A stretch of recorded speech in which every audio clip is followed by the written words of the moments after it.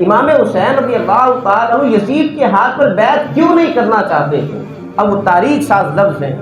آپ نے گورنر مدینہ سے کہا رجل فاسق شارب الخمر، کہا کہ یزید وہ شرابی آدمی ہے، بدکار ہے، تو میرے جیسا شخص اس جیسے شخص کے ہاتھ پر بیعت نہیں کر سکتا جو کہ دین کی حدوں کو توڑنے والا ہے.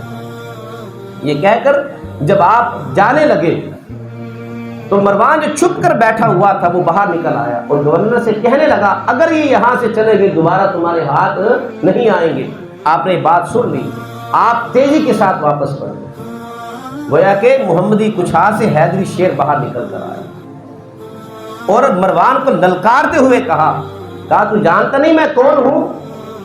میں وہ ہوں کہ جہاں پر جبرائیل امین حضور پر وحی لے کر آیا کرتے تھے، اور تم یہ کہتے ہو کہ میں یزید کے نام پر یہاں پر بیعت کروں؟ یہ نہیں ہو سکتا.